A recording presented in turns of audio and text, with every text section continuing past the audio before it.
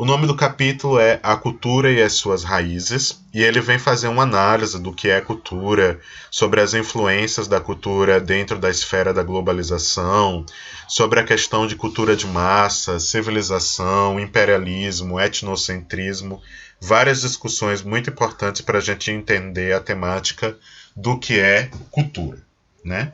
Então vamos ter aí uma discussão um pouco mais leve, mas ainda permeada de muitas questões políticas, sociais, econômicas, porque cultura é isso, né? Vamos lá. Nós começamos a nossa discussão e o nosso debate com a seguinte questão, que é uma pergunta muito difícil de ser explicada, né? Muito difícil mesmo de ser explicada, que é o que é cultura, né? Vocês podem perceber que as sociedades, elas são muito distintas, elas são muito diferentes. Ela tem hábitos, costumes, a culinária, a forma de se vestir, a religião, a arquitetura, né? Nós temos muitas coisas que se distingue e que se diferencia de outros povos, né?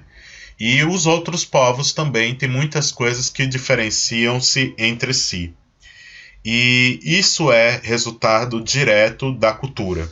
Só que quando a gente pensa em cultura, normalmente a gente pensa em, por exemplo, religião, como vocês estão vendo aí na imagem, que é uma visão de um templo, de uma torre de um templo em Singapura, né?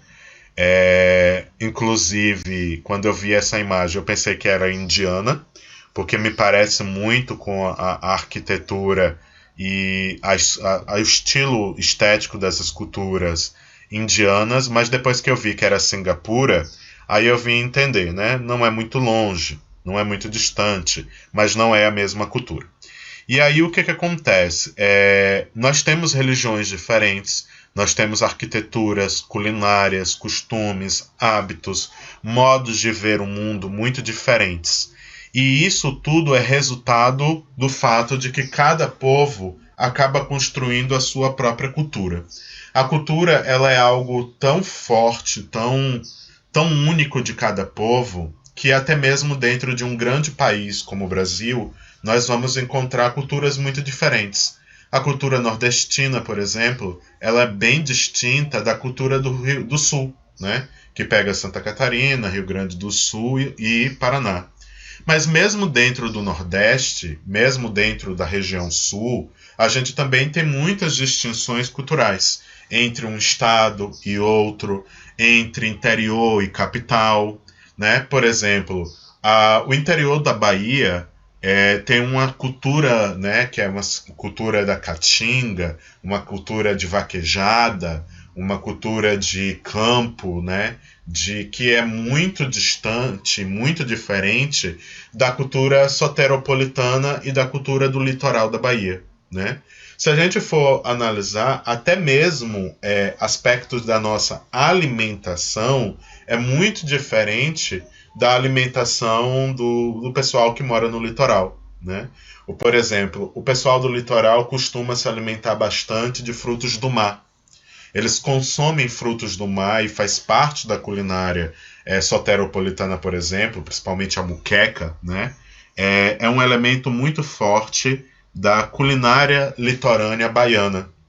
Já aqui no interior, a gente não come tantos frutos do mar como na capital e no litoral como um todo da Bahia. A nossa alimentação é mais de carnes secas ao sol, né, a famosa carne de sol, de carnes charqueadas, que é a carne de sertão, de carne de boi mesmo, de carne de carneiro, carne de bode, que são o tipo de alimento que temos mais próximos, né? A farinha, o beiju, os pratos feitos com mandioca, né? Com aipim, são a principal base da alimentação do sertão baiano. Por quê? Porque são produtos que nós produzimos aqui com mais facilidade, né? São produtos que nós temos mais acesso. O interior da Bahia é um interior que tradicionalmente ele se formou, né, ele foi ocupado por conta da atividade da criação de gado. Então é muito mais comum que a nossa alimentação esteja ligada à carne bovina, né, à carne caprina, do que aos frutos do mar, por exemplo, que a gente encontra muito no litoral. Então a gente observa que mesmo dentro de um mesmo estado, nós temos algumas pequenas distinções culturais, somente por conta de uma maior proximidade com o litoral, que teve uma ocupação do seu território diferenciada, e o interior do estado, que é mais distante do litoral e também teve um processo de ocupação distinto da do litoral, fazendo com que a gente tenha aspectos culturais muito diferentes da região litorânea. Então a cultura é uma coisa muito especial, né? Ao mesmo tempo que é uma coisa muito complexa e que muitas vezes a gente tem que, por um lado, preservar e de outro, modificar. Existem elementos da cultura que nós precisamos preservar, porque faz parte do que nos torna, por exemplo, baianos, né? Do que nos torna do interior da Bahia, sertanejos. Então tem elementos que criam essa identidade sertaneja e que precisam ser preservados. Porém, ao mesmo tempo, nós temos elementos da nossa cultura que precisam ser repensados, como, por exemplo, conceitos como a ideia patriarcal, do patriarcalismo, que é muito forte e está ligado tanto à questão da vida social, cotidiana, familiar, como também ligada à questão política. A gente ainda tem muito clientelismo que está ligado a essa coisa do patriarcado, né? E a gente tem muitos políticos no interior que ainda agem como coronéis, então uma coisa da cultura que precisa ser repensado, que precisa ser modificado, até mesmo para um melhor desenvolvimento da nossa sociedade. Questões culturais no campo, por exemplo, das desigualdades de gêneros, dos preconceitos ligados ao gênero, de preconceitos ligados à religião, de preconceitos ligados à sexualidade, de preconceitos ligados à raça, né? De preconceitos ligados às desigualdades sociais, e tudo isso tem raiz dentro da nossa cultura. Então, muitas vezes, a gente tem que combater determinados elementos culturais, promovendo o que a gente chama de anticultura, né? Então, é uma coisa tão complexa, a cultura é uma coisa tão complexa, que vocês veem que ao mesmo tempo que a gente precisa preservar parte dela, a gente precisa modificar outra parte. Então, ela é muito diversa e nem toda ela é perfeita. E aí o que acontece? Mas o que é cultura, afinal de contas? Essa é a grande pergunta que nós temos que nos fazer agora. Segundo Edward Taylor, a cultura pode ser definida como a totalidade de conhecimento, crença, expressão emocional, a qual se somam a regras estabelecidas, hábitos, comportamentos e habilidades adquiridas no convívio dos membros de uma sociedade. Como vocês podem ver nesse conceito de Edward, existe uma dimensão muito ampla do que é cultura. Então, cultura é conhecimento. Então, o que eu estou ensinando a vocês é cultura. O que a gente aprende na escola é cultura. O que a gente aprende com a ciência é cultura. O que a gente aprende com os nossos pais, com a religião, também é cultura. Então, o conhecimento, a crença, né, de todos os tipos, de todas as religiões, fazem parte da cultura. As nossas expressões emocionais, como, por exemplo, a arte, né? A forma como a gente se expressa nossas emoções no teatro, as formas como nós expressamos as nossas emoções pelo cinema, pela pintura, escultura, tudo isso também é cultura.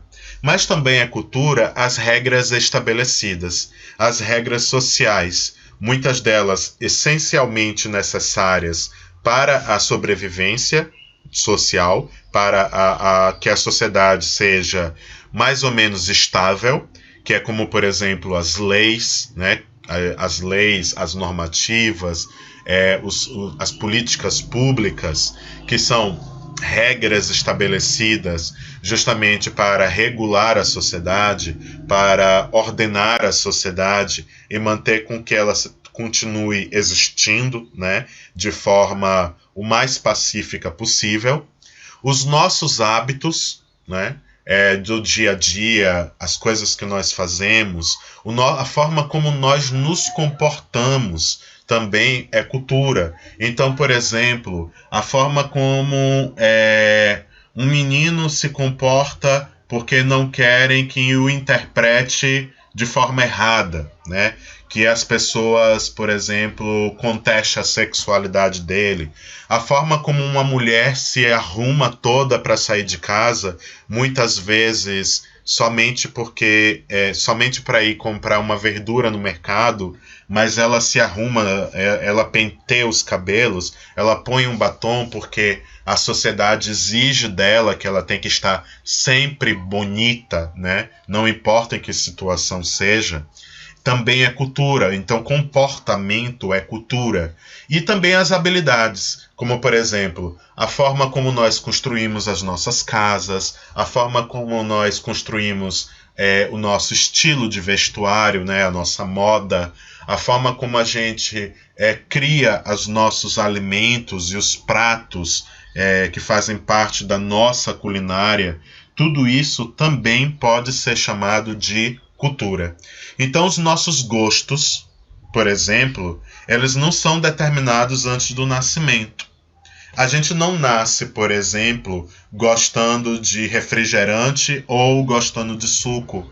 Nós não nascemos preferindo futebol a basquete, né? Não nascemos preferindo cinema a literatura e vice-versa. Eu gosto dos dois. Mas isso são construções, né, que vão se estabelecer com as relações que nós temos com os outros, né? Então, quase tudo que nós gostamos, apesar da gente achar que é a nossa identidade, que representa as nossas identidades, mas na verdade são construções sociais. Porque por muitas vezes vocês não têm um determinado gosto, um determinado hábito, por conta de que vocês decidiram aquilo, mas porque vocês entraram em contato com aquele costume, com aquele hábito, entende? Então os nossos gostos, muito do que nós somos, muito do que nós acreditamos, faz parte da cultura. A atividade, por exemplo, que eu liberei para vocês agora, é uma atividade sobre meritocracia. Pedi para vocês assistirem o vídeo. Aliás, não, na turma de vocês eu exibi o vídeo. Exibi o vídeo para vocês, né, e pedi hoje que vocês façam uma atividade baseada no tema do vídeo, que já está lá no Classroom. E a meritocracia, ela é também um elemento da cultura. É um discurso, é uma ideia. É uma ideologia que é defendida em muitas culturas ocidentais, começa lá nos Estados Unidos e se espalha por vários países com muita força, mas já existia esse conceito em outras culturas antes mesmo dos Estados Unidos, mas os Estados Unidos têm potencializado bastante essa ideia do mérito, né? Tanto que tem um livro, recomendo para vocês a leitura, quem tiver a oportunidade de lê-lo, que se chama A Tirania do Mérito, né? E que fala justamente sobre como a meritocracia é um mito e como isso tem prejudicado e aumentado as diferenças sociais, as desigualdades sociais. Mas a meritocracia é um elemento da cultura, né? E por que é um elemento da cultura? Porque é uma ideologia defendida dentro de uma sociedade. Faz parte de um conjunto de ideias defendido por uma parte da sociedade. E aí a anticultura, que é justamente o movimento que tenta mudar a cultura estabelecida, ela tem tentado desconstruir essa ideia do mérito, né? Da meritocracia, por conta da questão de como isso alimenta as desigualdades sociais. Então também é cultura. Então o fazer, o saber, o conviver dos seres humanos vão produzir muitas maneiras particulares de estar na sociedade. E isso também é cultura. Então, olhem para vocês agora, né? Se vocês estiverem no quarto e tiverem a oportunidade de se olharem num espelho, olhe para vocês. A forma como vocês se vestem, o penteado, o cabelo que vocês costumam usar, né? Os adereços e objetos que vocês colocam sobre o corpo, como bonés, bijuterias e entre outras coisas. E observem como todas essas coisas são elementos culturais que vocês adotam, né? Que vocês assumem para si e que vão criar uma certa identidade de quem vocês são, né? De como vocês se apresentam no mundo. Façam uma reflexão das ideias que vocês defendem, das coisas que vocês acreditam, né? E isso também vai criar as particularidades de como vocês estão dentro da sociedade. Por exemplo, uma colega de vocês, ela trabalha numa espécie de movimento social, de um projeto, de um trabalho voluntário. E isso faz parte de quê? Faz parte das crenças dela, faz parte do que ela acredita que deve ser feito no mundo, de qual é a contribuição que ela deve dar a este mundo, né? E de como ela deve se posicionar dentro desta sociedade. E isso também é fruto da cultura que ela entrou em contato, de ideias que ela entrou em contato, de grupos com o qual ela trocou ideias, né? E isso foi construindo a identidade da colega de vocês. Então, isso tudo é cultura. Então, como vocês veem, a gente está mergulhado dentro da cultura, fazemos parte dela e ela também faz parte de todos nós. Algumas coisas nós precisamos desconstruir, né? Mas muita coisa faz parte da essência do que somos. E aí, para as ciências sociais, a cultura tem 3 princípios que são fundamentais. Primeiro, a cultura é uma característica do ser humano como um ser social. Então quer dizer que os animais, exceto os seres humanos, não produzem cultura. Formigas, abelhas, não produzem cultura. E por que a gente diz que eles não produzem cultura? Porque a atividade que eles não realizam intencionalmente. Então, por exemplo, a colmeia de abelhas é uma coisa lindíssima, é uma coisa que tem um padrão, até mesmo um padrão geométrico. Se vocês tiverem oportunidade de ver como é um formigueiro por dentro, né? Existem alguns vídeos e imagens na internet, vocês vão ver a complexidade de como é um formigueiro, de como aquilo ali é tudo muito bem organizado e tudo mais. Mas as formigas e os cupins são sociedades que não fazem isso de forma intencional. Eles fazem por instinto. Então, abelhas, cupins e também as formigas, elas não constroem as suas casas, não constroem a sua sociedade de forma intencional. Eles não estabelecem quem vai ser rainha, quem vai ser zangão, quem vai ser operário, né? Também de forma intencional, mas por instinto. O ser humano é o único animal que produz as coisas, que realiza trabalho de forma intencional, de forma consciente, sabendo o que ele faz. Por isso que ele realiza de tantas maneiras diferentes. Então a cultura é uma característica exclusiva do ser humano. Você não vai encontrar, por exemplo, uma cultura animal fora do campo da humanidade. A cultura é adquirida. É um comportamento aprendido que produz um patrimônio social. Então, como eu já estava dizendo, a gente não nasce com cultura. Se eu, por exemplo, for agora na Tailândia e adote uma criança, um pequeno tailandês recém-nascido, né? Ele acabou de nascer, foi abandonado pela mãe e eu adotei, né? Entrei com todo o protocolo, adotei e trouxe para o Brasil. A única coisa que vai fazer dele tailandês é o fato dele ter nascido na Tailândia de uma família tailandesa. Mas o fato de eu ter trazido ele para o Brasil quase que imediatamente após o seu nascimento, isso fará dele brasileiro.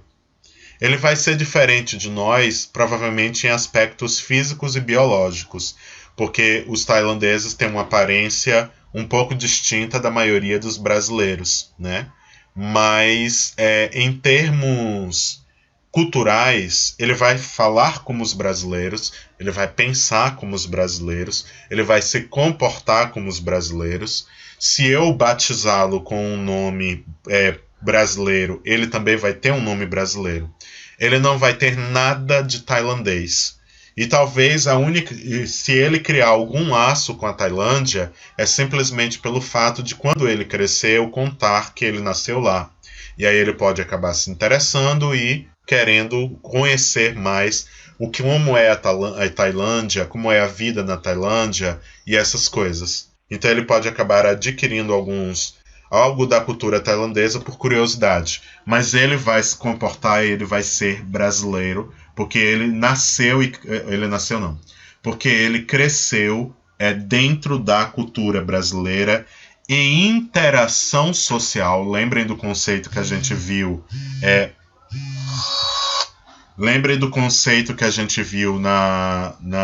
nas aulas passadas. Ele cresceu em interação social, em comunicação e sociabilidade dentro da cultura brasileira. Então, a cultura ela é adquirida, ela é aprendida. Ninguém nasce com a cultura pronta. E aí a gente vai criando um patrimônio social, né, a partir dos elementos que compõem a cultura de uma sociedade. Então a nossa arquitetura, a nossa culinária, a nossa música, as nossas ideias, a nossa maneira de ver o mundo, tudo isso vai ser um patrimônio social criado a partir da cultura. E aí, por meio da cultura, o último princípio, né, se estabelece uma parte da relação ser humano, sociedade, mundo. Então, a forma como nós interagimos com as pessoas e a forma como nós interagimos com o mundo humano e o mundo natural, vai estar muito ligada à cultura. Por exemplo, existem povos que vivem com a natureza sem destruí-la, sem agredi-la, né? E vive com os seus semelhantes de forma bastante igualitária, como é o caso das tribos indígenas. Eles vivem em harmonia com o meio ambiente, a maioria das tribos, e vivem de forma igualitária entre si. Pelo menos era assim que eles viviam. Agora, com o contato com a sociedade, muita coisa tem mudado. Com a sociedade branca, né, tem mudado bastante. Mas, quando a gente analisa, por exemplo, a nossa sociedade capitalista, industrial, globalizada, a gente percebe que a gente tem uma outra maneira de se relacionar uns com os outros.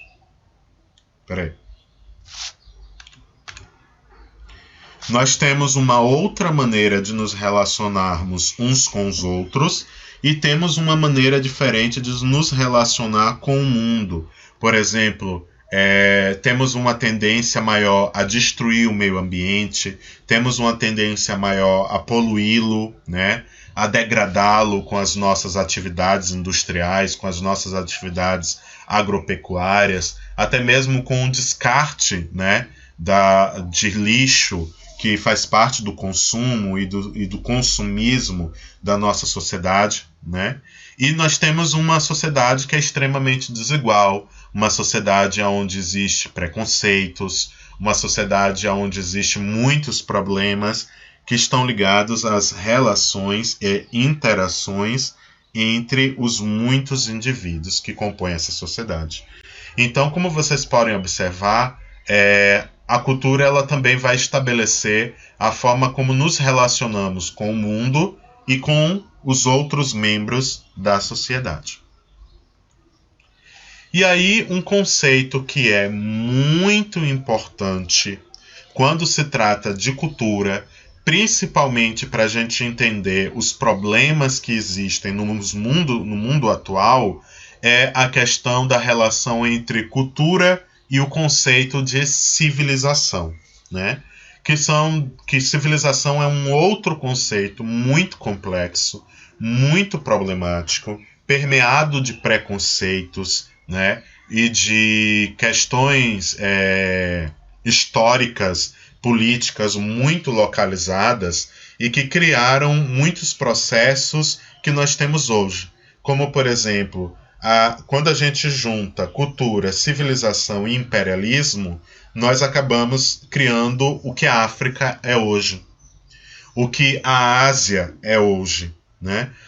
As desigualdades sociais, econômicas, políticas, os problemas de conflitos que existem na África nos tempos atuais é resultado de uma tríplice ligada a cultura, civilização e imperialismo, né? Essa tríade foi a base que foi gerar o que nós temos hoje na África, os problemas que nós temos hoje na África e os problemas que nós temos na Ásia e em vários países da Oceania, né?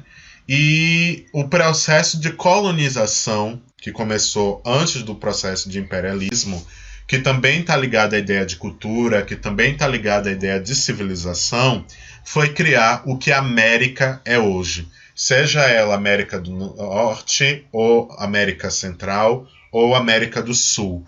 Tudo o que nós temos, as sociedades que nós temos, o mundo americano que nós temos, é produto, resultado e fruto de uma relação entre cultura, civilização e colonização. Então, para a gente entender o nosso mundo, para a gente entender a nossa sociedade brasileira, a cultura latino-americana, a cultura americana como um todo, né? Nós temos que compreender a cultura, né? A ideia de civilização e as ideias de colonização e imperialismo. E aí a gente começa tentando entender o que é civilização, né? Como eu disse, é um conceito problemático, é um conceito permeado de ideologias diferentes e que tem uma profunda conotação histórica, política e social. Norbert Elias, ele diz o seguinte, que o ser humano se define por meio da relação com o outro. Ou seja, ele se faz humano e se torna membro da humanidade mediante as relações sociais. Então, o que ele quer dizer é que o ser humano, ele só se torna humano se ele convive com outros. Esse é um conceito muito importante dentro da sociologia e que está ligado à ideia de socialização. Mas o que é o processo de socialização? Socialização é o processo no qual nós nos tornamos membros de uma sociedade. Então, quando nós nascemos, como no exemplo que eu dei da criança adotada, a criança tailandesa adotada, quando você cresce numa civilização, você vai ser educado de acordo com a cultura daquele lugar. Vai ser educado de acordo com o costume daquele lugar. E é isso que vai lhe fazer ser humano. Porque o que nos distingue dos nossos animais, dos outros animais, está muito ligado às nossas capacidades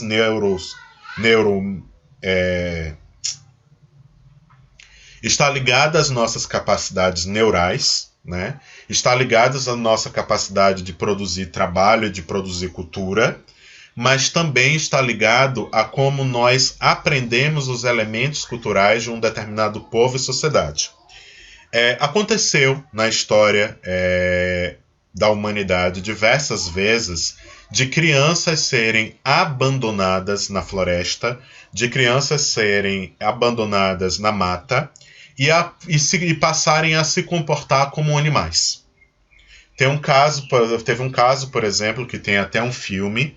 É um filme antigo da década de 70, preto e branco. 70, Eric? Ou é 50? Não me recordo.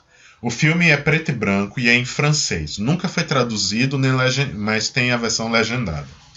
E o nome dele é O Garoto Selvagem.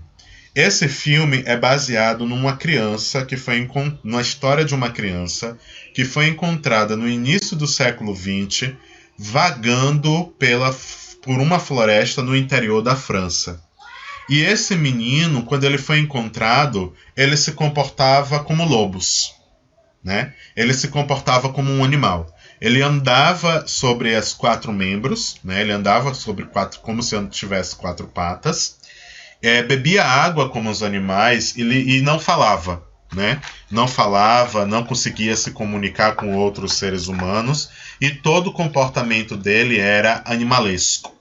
E por que isso? Porque ele nunca tinha entrado em contato com outros seres humanos. Ele nunca tinha entrado em contato com a cultura humana. E aí, por isso, ele acabou vivendo como um animal. Isso aconteceu também na Índia, onde 2 meninas, né, 2 irmãs, também foram encontradas abandonadas na floresta. E elas também se comportavam como animais. E aí esses 2 casos foram casos de crianças em que, para eles começarem a se comportar mais ou menos como as outras pessoas, eles tiveram que ser reeducados, reensinados, né? No caso das meninas indianas, uma delas não sobreviveu, né? Acabou morrendo, ou não sei se por falta de cuidados ou por conta de um sentimento de tristeza mesmo, por ter sido tirada da natureza no qual ela estava acostumada, mas uma delas morre e os outros aprendem a conviver dentro da sociedade muito devagar, né? Com muita dificuldade, vão aprendendo a se comunicar, a falar, a vestir, a comer, como a maioria das pessoas fazem. Então o que a gente observa é que o que define a gente como ser humano, o que nos torna humanos, é justamente a relação que nós temos com as outras pessoas, as nossas relações sociais. Só que isso depende do contexto cultural e social para se desenvolver. Então, a forma de pensar, o comportamento vai se diferenciar se você nasce, por exemplo, numa classe mais rica ou se você nasce numa classe mais pobre. Se você nasce num país ou se você nasce em outro. Então, como, por exemplo, a gente vê muito falar sobre as diferenças entre como os europeus se comportam e como os brasileiros se comportam. Aqueles vídeos do YouTube, por exemplo, em que mostra coisas que os estrangeiros acham estranho no Brasil, né? São coisas que se definem justamente porque eles nasceram em um contexto cultural diferente do nosso. Então eles se comportam e entendem o mundo de maneira diferente. Como eu disse nas primeiras aulas, o brasileiro ele tem uma cultura de muito contato físico. A gente gosta de abraço, a gente gosta de se cumprimentar com apertos de mãos, com beijos, né? Que é um comportamento que nem todas as sociedades têm. A sociedade japonesa não se comporta assim, a sociedade tailandesa, a sociedade europeia, muitas das sociedades europeias não se comportam dessa maneira, de muito contato físico, de muita intimidade entre 2 indivíduos. E principalmente se eles são estranhos, ou se eles não têm um relacionamento mais íntimo. Então, quando um brasileiro chega, por exemplo, no Reino Unido, ou quando chega no Japão, pode ter a sensação de que os ingleses, que os japoneses são um tanto frios, né? Mas não é verdade, eles não são frios. Simplesmente eles têm outras maneiras de demonstrar afeto, né? Eles têm outras maneiras de demonstrar que você é uma pessoa querida, e não necessariamente com contato físico, mas muitas vezes com gestos, muitas vezes com coisas que eles fazem por você, né? Só que da forma deles, de como eles foram educados dentro da cultura deles. E aí as condutas, os comportamentos, os costumes, eles vão sendo então condicionados socialmente. Socialmente a gente vai aprendendo a se comportar de uma certa maneira, a ter uma certa conduta e a adotar determinados costumes, hábitos e tradições. Então tudo isso está ligado à cultura. E o que isso tem a ver com civilização? A filósofa brasileira Marilena Chaui, ela diz o seguinte: civilização possui um sentido mais amplo que civil.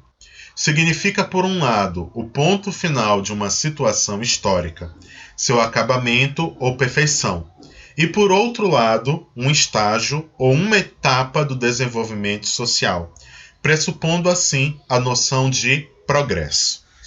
Esse conceito de Marilena Chaui, ele se dá dessa maneira porque a palavra civilização está ligado a civil, né?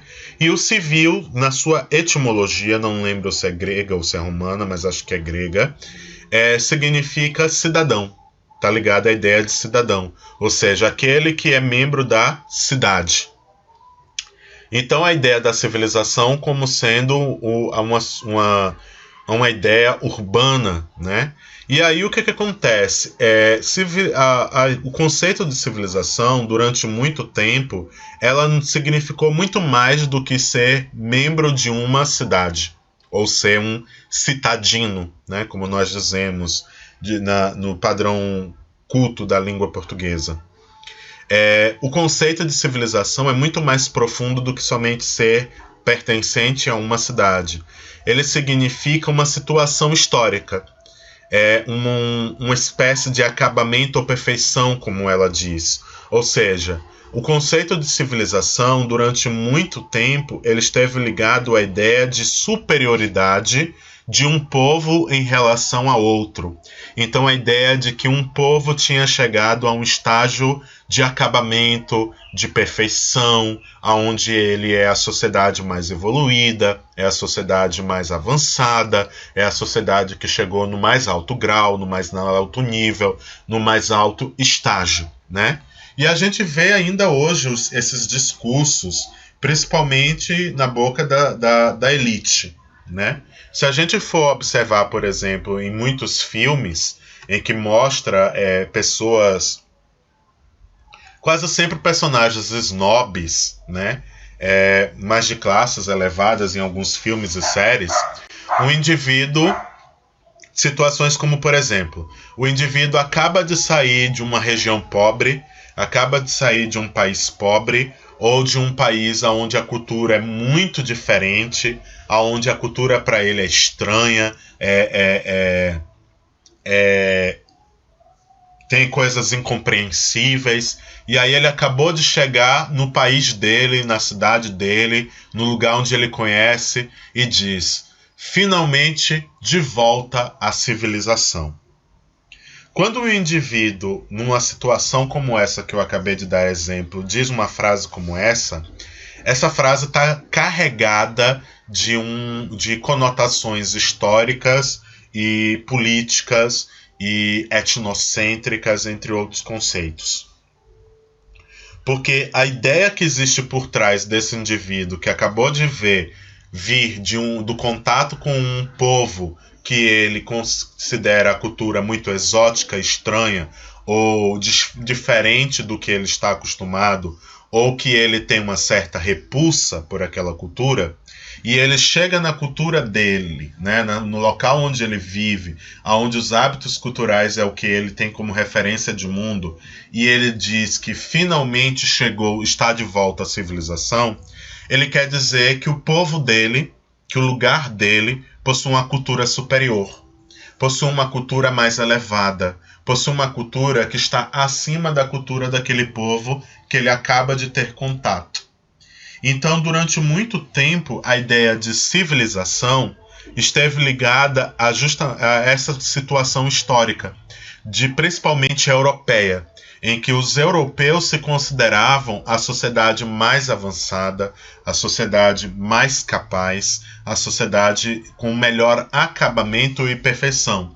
Lembrem lá da teoria do Auguste Comte, né, em que ele fala dos 3 estágios da evolução social, né, do darwinismo social comteniano, em que ele diz que você tem 3 estágios e o estágio superior é o estágio positivo, né? Que seria daquela sociedade mais avançada, daquela sociedade mais evoluída. Se vocês tiverem dúvida, vocês podem reassistir, tá lá no YouTube, a aula sobre positivismo, que lá eu passei por esses processos do Auguste Comte e de como essas ideias na Europa do século XIX e também do final do século XVIII alimentavam um etnocentrismo europeu, em que a Europa usa aquilo como desculpa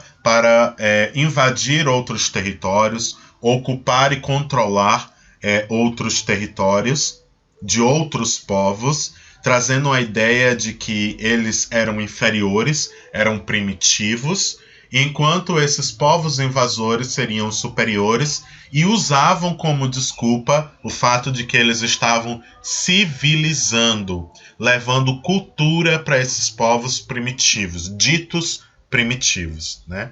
Então vocês podem, se vocês tiverem dúvida, vocês podem rever a aula que está lá no YouTube.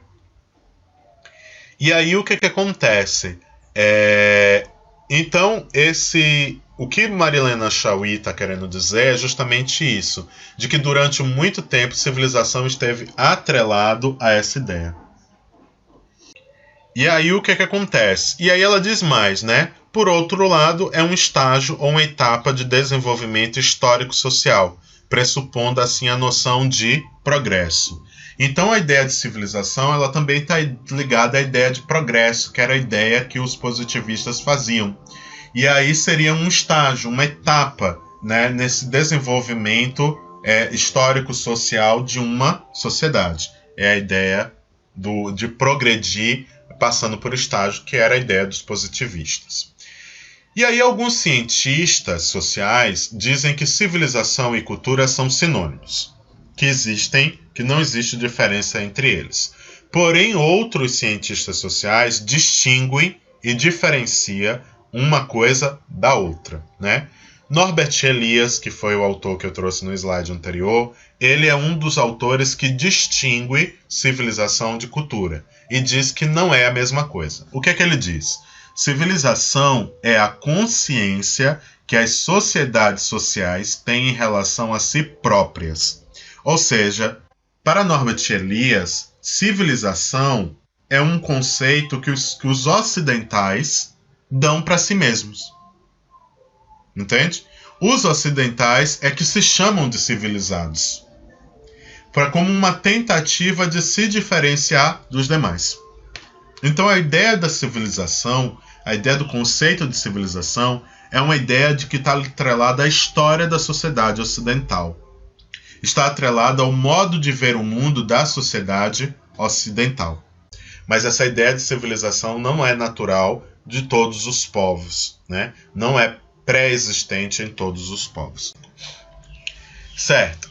E aí, o Eric Hobsbawm, que é historiador, ele vai dizer que a sociedade civilizada é aquela que determina regras e comportamentos de controle para seus membros e também para os de outras sociedades.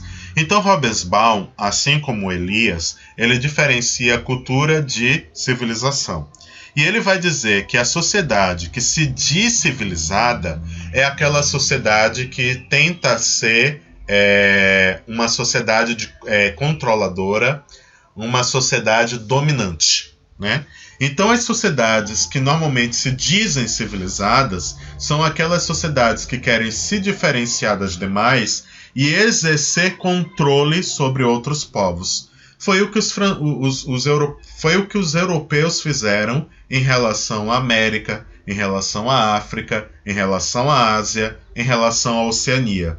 Eles queriam controlar, estabelecer regras, estabelecer comportamentos, né, que estabelecesse um controle sobre os membros dessas sociedades, sobre as pessoas desses povos, né, para poder controlar os seus territórios, as suas riquezas, e por isso eles se intitulavam como civilizados, se intitulavam como superiores àqueles povos e àquelas culturas.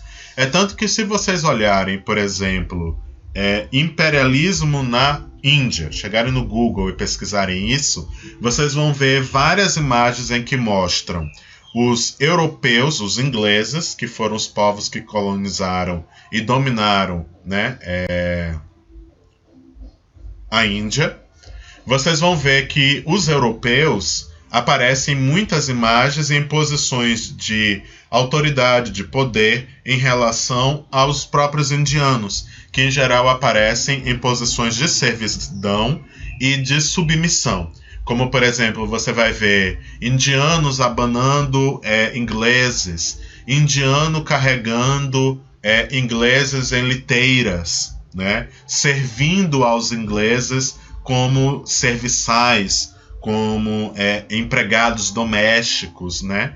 E a gente vai ver isso também em imagens, se a gente for olhar a imagem do imperialismo na África, em que a gente vai ver imagens de africanos carregando as bagagens dos europeus, ou levando os europeus para cima e para baixo, nessas liteiras, né? A gente vai ver todo esse tipo de coisa. E essas imagens, elas mostram como os europeus se colocavam como superiores àqueles povos, né? Por se intitularem como sociedade civilizada, e submetia esses povos a uma relação de poder, de dominação social, né? E aí o que acontece? O Hobsbawm, ele vai dizer que um exemplo principal desse tipo de prática é o imperialismo que eu acabei de citar, do século XIX. E o início do século XX, que nada mais era do que a supremacia de caráter territorial, cultural e financeiro exercido por uma nação sobre a outra. Ou seja, além do imperialismo, que eu já venho citando desde o começo da aula, a questão também do século XX, em que você tem várias nações que se colocam em posição de poder e de controle sobre nações mais pobres, como acontece, por exemplo, com os países da Europa, com os Estados Unidos, em relação ao restante do mundo. Eles estabelecem relações territoriais de supremacia, como, por exemplo, invade um determinado território com seus exércitos para derrubar um determinado governo que não é do interesse deles que esteja governando, como, por exemplo, as intervenções dos Estados Unidos no Oriente Médio, como, por exemplo, o apoio que os Estados Unidos dá a Israel em detrimento da Palestina, né? A gente vê também isso no caráter cultural, quando a cultura, por exemplo, estadunidense é exportada para o mundo através de suas multinacionais, como, por exemplo, aconteceu no Peru. No Peru, se tem uma bebida, um refrigerante que é feito a partir de abacaxi, né? Que era o refrigerante preferido dos peruanos. Quando a Coca-Cola ela chega no Peru e leva para o Peru a sua bebida, né? A sua bebida tradicional, ela percebe que os lucros não eram muito grandes, porque os peruanos eles já tinham essa bebida, né? Eles já estavam acostumados com esse refrigerante feito a partir de abacaxi e não gostavam muito do sabor da Coca-Cola. Então boa parte deles continuaram bebendo os mesmos refrigerantes que bebiam antes. E aí os lucros da Coca-Cola no Peru não eram tão altos. Então o que a Coca-Cola fez? Ela foi e comprou a empresa que produzia aquele refrigerante e começou a produzir um refrigerante de abacaxi. E aí o que aconteceu? As pessoas começaram a comprar o produto da Coca-Cola, mas um produto que continuava parecido com o refrigerante que antes era um refrigerante nacional, que era um refrigerante local. Isso é imperialismo, porque você tenta primeiro impor uma cultura sobre um povo. Quando você não consegue impor essa cultura, você se apropria dela, né? Você toma ela para si. E aí a Coca-Cola fez isso. Ela começou a lucrar em cima da cultura local, comprando a empresa que produzia o refrigerante que era do gosto daquela população. Então ela continuou lucrando, e naquele processo tentando inserir o produto original dela para que as pessoas se acostumassem com a Coca-Cola e aumentasse as vendas da Coca-Cola. E aí também a gente vê isso no campo financeiro. Quantos países do mundo se encontram endividados com o Banco Mundial e com o FMI, que é o Fundo Monetário Internacional, né? O Brasil está endividado com essas duas instituições, todos os países da África, a maioria dos países da Ásia, da Oceania, da América Latina, são todos, né? Estão endividados com um ou com as duas instituições, com uma delas ou com todas. E quem é que realmente controla essas instituições, né? São os países centrais, são os países considerados como potências, como os Estados Unidos, Alemanha, Japão, Rússia, né? A própria China também está ali no núcleo de poder da ONU, né? Nos mais altos escalões da ONU. Outros países da Europa, como a França, como o Reino Unido. Então você vê que também é uma relação imperialista. É uma relação em que eles emprestam dinheiro para esses países, e quando esses países não têm condições de pagar, né, pagar por aquele empréstimo, eles colocam uma série de sanções para aquele país. Uma série de coisas que aquele país tem que fazer para conseguir pagar a dívida. Por exemplo, por que o Brasil privatiza tantas empresas? Muito das razões do Brasil privatizar as empresas públicas, como agora mesmo estão querendo vender 100% dos Correios, é porque existe uma pressão do Banco Mundial, existe uma pressão do FMI, né, para que o Brasil privatize as suas empresas, para que o Estado tenha menos gastos com essas empresas estatais, gaste menos, tenha menos despesas com elas, e assim possam pagar os juros da sua dívida. Porque esses países nunca conseguem pagar a dívida toda. Sempre ficam devendo ao FMI, sempre ficam devendo ao Banco Mundial. Então o que a gente tem é um grupo determinando as regras, né? Exercendo controle sobre outros povos. Um grupo de países determinando como as coisas vão funcionar na política, na economia, na sociedade de outros povos, de outros países. Entende?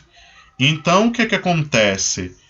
O que o Hobsbawm quer dizer é que a ideia de civilização ela não parou, né, no imperialismo. Ela continua também nos dias de hoje, só que de uma forma bem diferenciada do que existia antes, né? E aí esses discursos da superioridade europeia caracterizava o outro, o diferente, como algo fora do padrão, como um inimigo a ser vencido ou um território a ser controlado. Então a ideia de civilização, o conceito de civilização, está muito ligado a essa ideia imperialista de exercer poder sobre outro povo, de exercer controle sobre outro povo, de se considerar superior a outro povo, né? Levando em consideração que você acha que o outro é inferior, que o outro é diferente, que é fora do padrão, que é um inimigo, né? Ou que tem um recurso que deveria ser seu e não deles, né? Como aconteceu, por exemplo, no Terceiro Reich, né? Ou Terceiro Reich, que foi o governo nazista alemão, em que os alemães pegam um conceito de um geógrafo chamado Hatzel, que Hatzel dizia que tinha um conceito que dizia que uma sociedade, para se desenvolver, precisava de um espaço suficiente que garantisse a ele todas as condições para o seu desenvolvimento. Era o que Hatzel chamava de espaço vital. O nazismo se apropria desse conceito da geografia alemã para usar isso como desculpa para expansão né, de invasão dos países vizinhos.